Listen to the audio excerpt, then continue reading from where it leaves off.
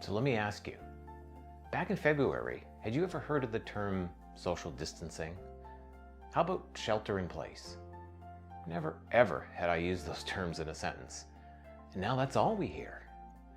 It's a turbulent time right now. It's scary for many, especially the frontline healthcare workers who are risking their lives, literally, to save others.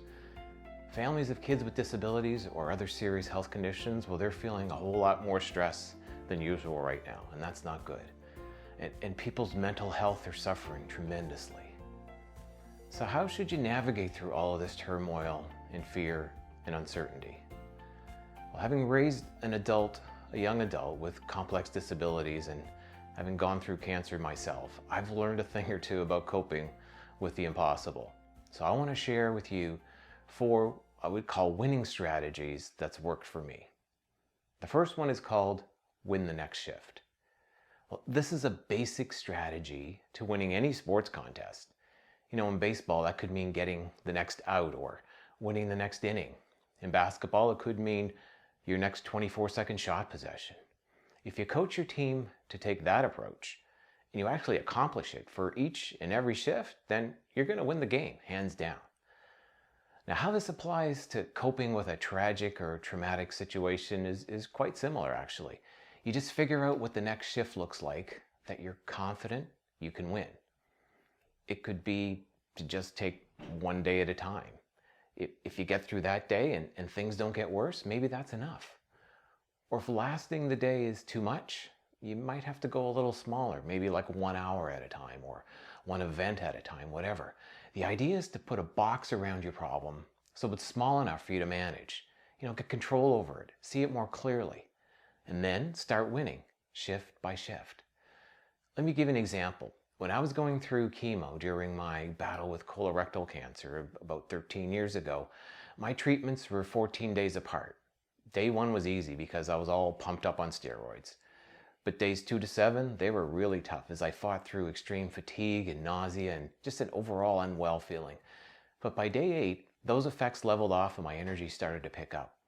If I could find a way to get through those 6 days of hell, I could handle the treatment. So those 6 days became the shift I had to win. That's what I focused on for each one of the 8 chemo treatments. By the time I got to treatment number 8, which was the absolute worst since the effects were cumulative, I knew I had only one more shift to win, and I could do it. Knowing that was what carried me through. Now, if you've ever seen the movie Any Given Sunday, Al Pacino talks about this exact strategy in his famous inches speech. He describes the game of football and life as a game of inches.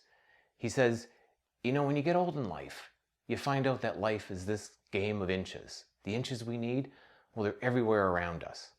Now, on this team, we fight for that inch because we know that when we add up all those inches, that's going to make the difference between winning and losing, between living and dying. So figure out what your next shift looks like and start winning, inch by inch. If you want to see the whole speech, it's really good. Follow this link. It's well worth the 4 minutes. You can find it on YouTube. Okay, so the second strategy is visualize a really positive outcome. This is about focusing on the end of the game, a game that you actually will win. Because if you can picture a successful outcome, it becomes a whole lot easier to figure out how to make the journey, you know, step by step, day by day, hour by hour, inch by inch to get to that end. If you can't picture yourself winning, and you probably won't. You see, everything is created twice, first in your mind and then in practice. If you're familiar with Stephen Covey's 7 Habits of Highly Effective People, well, this is the underlying theme of the second habit, which is begin with the end in mind. This is where mental creation precedes any physical creation.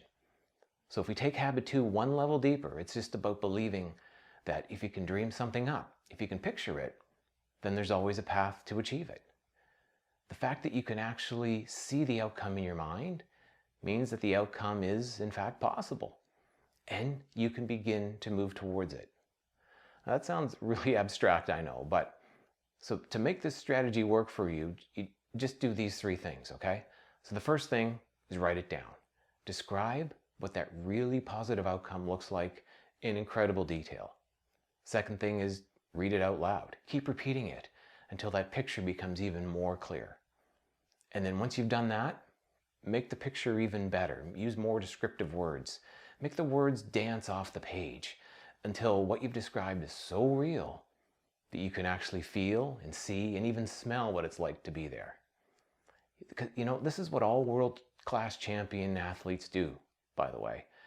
That's why they're world-class. They envision things at a very detailed level and experience actually being there. What it feels like to win that championship game and hoist that trophy. So let me go back to my cancer example for a minute. In the weeks before my 7.5-hour surgery, I worked really hard at mentally preparing myself because honestly, I was scared to death. I tried to envision how things would be the morning of the surgery, getting ready to head into the operating room, the recovery days, and finally coming home. Believe it or not, I practiced this sequence over and over in my mind to conjure up this positive image that it was a successful outcome. So when that fateful day finally arrived, I walked out of my house with a confidence that I could still beat this thing, that I knew what was going to happen. I was still scared, but I knew it could happen. You can do the same. Go through each shift in your mind until you get to the finish line. Get energized and comfortable and confident that it's going to work. And you know what? It can become a reality. Okay, the third strategy then is focus on abundance. Actually, this one's a little bit counterintuitive because when it feels like your world is closing in around you, this strategy can be the most difficult to put into practice. And that's because the biggest challenge each of us confront every day when we're facing a crisis or a pandemic is fear. And fear, well, it's all-consuming. It'll affect everything, as you know, your thoughts, your behavior, your personality. It's paralyzing and it puts you on the defensive. It attacks your confidence, your competence, your self-worth, and your energy. You're exhausted by it. But there's no denying it either. Fear causes real pain. And that fear makes it even harder to cope. Because if you're fearful, there's no way for you to believe in a positive outcome. The truth is that none of us is called to be fearful. It's quite the opposite. We're actually called to grow and expand and to live freer and fuller lives. But that's hard to do when you're experiencing a pandemic. So what do you do if you're surrounded by it? Well, the answer is this. You focus on what's going well in your life right now. There's always something that's going well in what you have in abundance. Doesn't matter how tough things are. There are always things that you can be thankful for, even if they seem very minor. This is about shifting your focus away from all the negativity in your world, all the negative messages, and look for the things that are positive. Shawn Achor is one of the world's leading experts on the connection between happiness and success. Look him up. And he tells us, if you can raise someone's level of positivity in the present, then their brain experiences a happiness advantage. When we're feeling positive, our brains release dopamine, and that does two things. First, it makes us happier, and second, it actually turns on all the learning centers in our brain, which enables us to better adapt to the world. So here's the thing. If you have greater power to adapt, your ability to cope increases, and so does your coping fitness. You get the picture? Okay, so to help make this shift, do this. Write down 3 things right now that you're thankful for. Doesn't matter what they are. Don't overthink it. Just write them down. Make notes on your cell phone if that's easier for you. Then tomorrow, do the same. If you practice this habit for an entire month, maybe while you're in self-isolation as we live through this crazy COVID-19 world, you'll find that the power your fears have over you, they're going to start to diminish. Trust me, it works. All right, so the last strategy is to feed your spirit. And that's exactly what it means, feeding your spirit, because we're all more than just our physical bodies. We're all spiritual beings having a human experience, if you want to look at it that way. Just like our bodies can't go without food and water for more than a few days, the same is true for our spirit. If we feed our spirit at least once a day, we actually increase our spiritual fitness, which improves our ability to deal with emotional trauma. So here's what you can do. 3 things, okay? First, develop a stillness practice. Some do this through prayer, some use meditation. Doesn't matter. What I want you to do is find a way to quiet your mind and still your heart. Do this for at least a half hour each day. Shut out the frantic parts of your life and the pain and the pressures that go along with it, just be present in the here and now. Release all the plans that you have in your mind, all the things that you want to do tomorrow and all the expectations you've placed on yourself and on it. Just be in the moment. Sense your surroundings and listen to your inner voice. It's there to listen to. Acknowledge and appreciate where you are right now. Your path is unfolded to this point for a reason, no matter how difficult things may seem. Remember, we're all called to growth and fulfillment. The second thing, really important, is to find your champions. In feeding your spirit, you've got to get rid of those people in your life who want to tear you down, whether deliberately or not.